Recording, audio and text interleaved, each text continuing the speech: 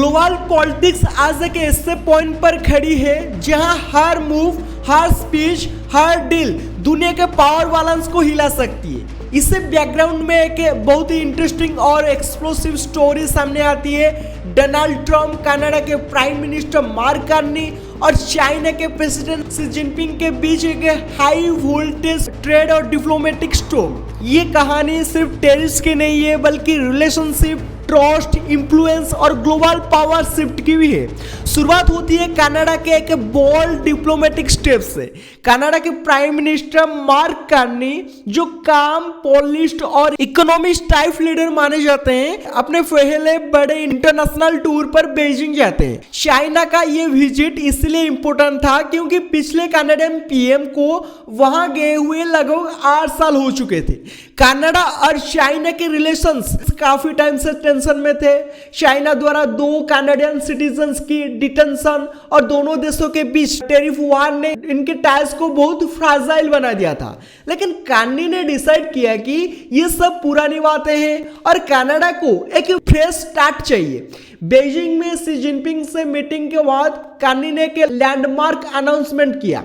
Canada और China की नई स्ट्रैटेजिक पार्टनरशिप शुरू कर रहे हैं। इस पार्टनरशिप में चाइना कैनोला टैरिफ्स को 84% से कम करके लगभग 15% तक ले आएगा, जो कैनेडियन फार्मर्स के लिए एक बहुत बड़ा विन होगा। साथ ही चाइना कैनेडियंस को वीजा फ्री एंट्री देगा। ये भी एक बड़ी डिप्लोमेटिक अचीवमेंट थी। In return Canada Chinese electric vehicle के लिए अपना मार्केट ओपन करेगा और 49,000 चाइनीज ईवीएस को सिर्फ 6% डिस्काउंट टेरिफ पर अलाउ करेगा, जबकि पहले ये टेरिफ 100% था। एक तरह से ये डील कनाडा की इकोनॉमिक डाइवर्सिफिकेशन स्ट्रैटेजी का मेजर स्टेप था। लेकिन जहां कनाडा और चाइना इस डील को अपने म्यूचुअल प्रॉफिट की नजर से देख रहे थे, वहीं यूनाइटेड स्टेट्स के प्रेसिडेंट डोनाल्ड ट्रंप को इसमें तुरंत एक रेड फ्लैग दिख गया। कुछ दिन पहले तक ट्रम्प को इस डील से कोई प्रॉब्लम नहीं थी। जब अनाउंसमेंट हुआ था, ट्रम्प ने यहां तक कि कहा था कि कार्नी जो करना चाहिए वही कर रहे हैं और ये डील ठीक है। लेकिन ट्रम्प के डिसीजंस और रिएक्शंस का पैटर्न सिंपल या प्रेडिक्टेबल कभी नहीं होता। कुछ ही दिन में उनका मूड पूरी तरह बदल गया और ये बदलाव सिर्फ ट्रेड डिसएग्रीमेंट जैसा नहीं लग रहा था बल्कि एक पॉलिटिकल रिटेलिएशन जैसा लग रहा था। इसका मेन रीजन था डावोस वर्ल्ड इकोनॉमिक फोरम, जहां कार्नी ने एक स्ट्रॉन्ग और ग्लोबली इंपैक्टफुल स्पीच दी। उन्होंने कहा कि US world order is over and it's not coming back. और उन्होंने ये भी बोला कि दुनिया अब एक ऐसे एरा में आ चुकी है जहां बड़े पावर्स, रूल्स और वैल्यूज को साइड पर रखकर सिर्फ ट्रांजैक्शनल पॉलिटिक्स कर रहे हैं। कार्नी ने ट्रम्प का नाम नहीं लिया, पर सबको समझ आ गया कि ये इनडायरेक्ट कमेंट ट्रम्प की पॉलिसीज और उनके स्टाइल पर था। सबसे प्रोवोकेटिव मोमेंट था जब ऑडियंस ने कार्नी की स्पीच को स्टैंडिंग ओवेशन दिया। ये एक डिप्लोमेटिक सिग्नल था जो ट्रम्प के लिए एक्सेप्ट करना मुश्किल था। ट्रम्प ने अगले दिन अपना डावोस स्पीच दिया जिसमें उन्होंने कनाडा को एक शार्प मैसेज दिया। Canada survives because of the United states. सिर्फ एक लाइन ने पूरे यूएस कनाडा रिलेशनशिप की टोन को एक रात में बदल दिया। ट्रम्प का डिसअपॉइंटमेंट और गुस्सा दोनों ओपनली दिखने लगा। फिर आया सैटरडे मॉर्निंग, जो ट्रम्प के ट्रू सोशल पोस्ट के लिए सबसे अनप्रेडिक्टेबल टाइम माना जाता है। ट्रम्प ने एक एग्रेसिव और पब्लिक वार्निंग दी, अगर कनाडा चाइना के साथ डील करता है तो यूएस तुरंत कनाडा के सारे प्रोडक्ट्स पर 100% टैरिफ लगा देगा। इस थ्रेट का टोन सिर्फ इकोनॉमिक नहीं था बल्कि पर्सनल और आइडियोलॉजिकल भी था। ट्रम्प ने कार्नी को बार बार गवर्नर कार्नी कहकर एड्रेस किया, जैसे उनकी लेजिटिमेसी को नीचे दिखाना चाहते हो। साथ ही उन्होंने लिखा कि चाइना कनाडा को ईट अलाइव कर देगा, उनके बिजनेस, सोसाइटी और लाइफस्टाइल को डिस्ट्रॉय कर देगा। उनका मैसेज क्लियर था, चाइना को गेटवे मत बनाओ, अगर बनाओ तो प्राइस देना पड़ेगा। इसके बाद ट्रम्प ने एक और सिंबॉलिक लो दिया। कार्नी को उनके बोर्ड ऑफ पीस से डिसइनवाइट कर दिया। ये बोर्ड ओरिजिनली गाजा के पोस्ट कॉन्फ्लिक्ट ट्रांजिशन के लिए बना था, पर ट्रम्प इसे एक बड़े ग्लोबल पीस प्रोजेक्ट जैसा दिखाना चाहते थे। कार्नी इसमें शामिल होने वाले थे, पर ट्रम्प ने पब्लिकली उनकी मेंबरशिप कैंसिल कर दी। ये एक डिप्लोमेटिक स्लैप जैसा था। ये सब देखकर कार्नी ने भी एक नेशनल एड्रेस दिया। उन्होंने कहा, Canada does not live because of the United States, Canada thrives because we are Canadian. ये लाइन इंस्टेंटली वायरल हो गई, कैनेडियन प्राइड और इंडिपेंडेंस का सिंबल बनकर। लेकिन कार्नी ने यूएस कनाडा पार्टनरशिप को रिमार्केबल भी बोला, जिससे ये सिग्नल मिला कि ये कोई मेजर फाइट नहीं चाहते।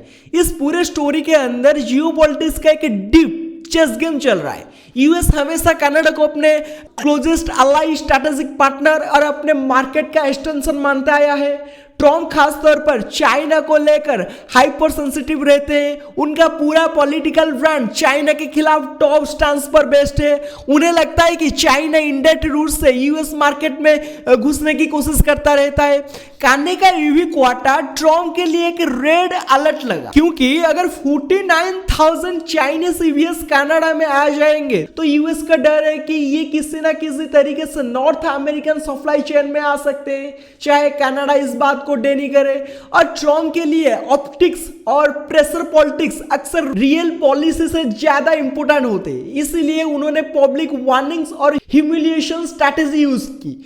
इस पूरी कहानी से पता चलता है कि कनाडा पहली बार ओपनली अपने ट्रेडिशनल डिपेंडेंस से हटकर एक नया ग्लोबल पार्टनर चाइना की तरफ देख रहा है।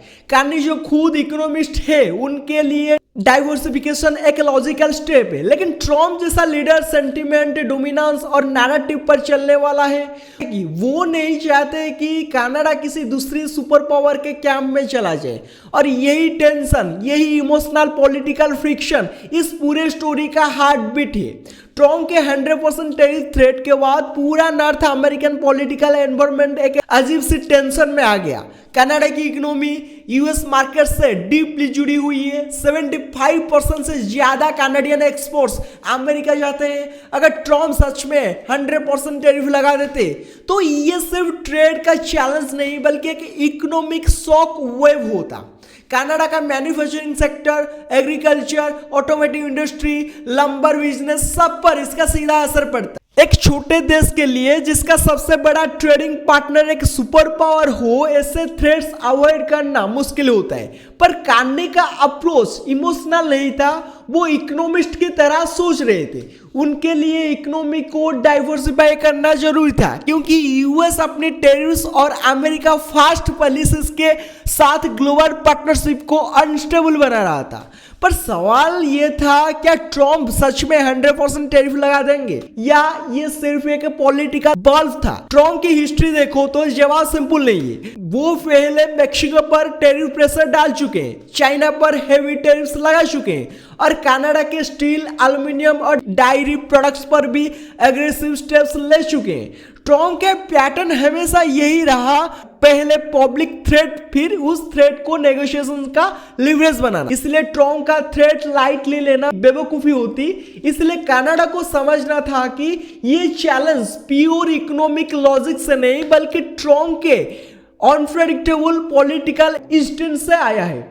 कार्नी की पर्सनालिटी ट्रम्प से बिल्कुल ऑपोजिट है। जहां ट्रम्प लाउड और अनफिल्टर्ड है, वहीं कार्नी काम और टेक्निकली शार्प लीडर है। कनाडा की इकोनॉमी को डाइवर्सिफाई करना, चाइना के साथ खराब रिलेशंस को ठीक करना, और कनाडियन फार्मर्स और ईवी बायर्स को फायदा देना।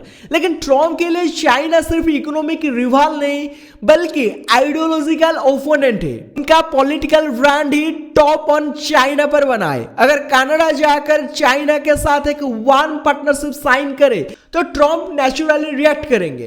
ट्रम्प का लग रहा था कि चाइना नॉर्थ अमेरिका में वीक स्पॉट यूज करके एंट्री कर रहा है, और कनाडा एक सॉफ्ट गेटवे बन रहा है। उनके सपोर्टर्स भी इसी तरह सोचते हैं कि चाइनीज ईवीएस को नॉर्थ अमेरिका में एंट्री देना नेशनल सिक्योरिटी और इकोनॉमिक स्टेबिलिटी के लिए थ्रेट है। चाइना का पर्सपेक्टिव भी उतना ही इंपॉर्टेंट है। चाइना की लॉन्ग टर्म स्ट्रेटेजी में नॉर्थ अमेरिका एक बहुत बड़ा ड्रीम मार्केट है। यूएस ने डायरेक्ट एक्सेस पे रेस्ट्रिक्शन लिमिटेशन लगा रखी है, इसलिए चाइना अल्टरनेटिव रूट्स ढूंढता रहता है। कार्नी के ईवी क्वाटा डील से चाइना को एक साइलेंट डिप्लोमेटिक विन मिला। इस डील से दो फायदे मिले। पहला, चाइनीज ईवी कंपनीज को एक एडवांस वेस्टर्न मार्केट में एंट्री और ब्रांडिंग मिलेगी, और दूसरा, यूएस को सिग्नल मिलेगा कि चाइना वेस्टर्न हेमिस्फीयर में भी अपनी प्रेजेंस बना सकता है जब कोई यूएस अलाई डाइवर्सिफाई करने के मूड में हो। चाइना जानता था कि कनाडा एक मैच्योर डेमोक्रेसी है जहां पब्लिक ओपिनियन प्रेडिक्टेबल होता है। अगर कनाडा को इकोनॉमिक बेनिफिट मिले तो चाइना को Canada deals long term partnership में कन्वर्ट हो सकते हैं। यानी ये सिर्फ ईबीएस और कानोला टेरिफ्स की बात नहीं थी, बल्कि एक सिंबॉलिक फुट होल्ड था। इस कहानी में एक और बड़ा क्वेश्चन ये था कि क्या कनाडा इनडायरेक्टली चाइना को बैकडोर एंट्री देगा। ट्रम्प का सबसे बड़ा फियर यही था कि Chinese products especially EVS Canada में आकर नॉर्थ अमेरिकन सप्लाई चेन के थ्रू यूएस में घुस सकते हैं।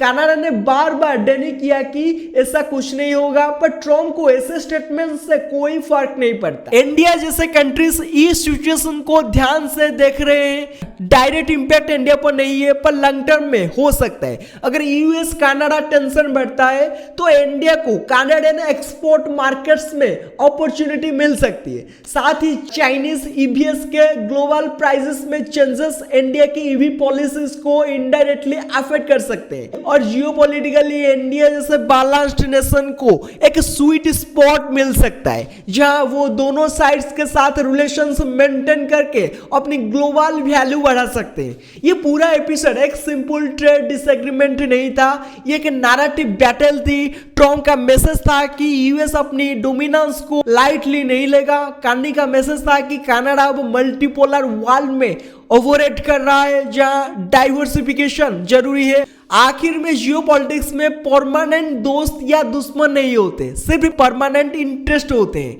कनाडा यूएस का दोस्त हमेशा रहेगा, पर इस डील ने दिखाया कि दोस्ती के बावजूद भी देश अपने फायदे के लिए पार्टनर्स ढूंढ सकते हैं। ट्रम्प अपने पॉलिटिकल स्टाइल के साथ फोर्सफुल स्टांस लेते रहेंगे, जबकि कार्नी काम, कैलकुलेटेड और इकोनॉमिक स्टाइल डिप्लोमेसी फॉलो करेंगे। और इस बीच दुनिया की नया लेसन सीख रही है। इस वीडियो को यहीं पे एंड करते हैं। वीडियो पसंद आएगा तो वीडियो को लाइक कीजिए, शेयर कीजिए, चैनल को सब्सक्राइब कीजिए। Thank you, have a good day. मिलते हैं नेक्स्ट वीडियो में।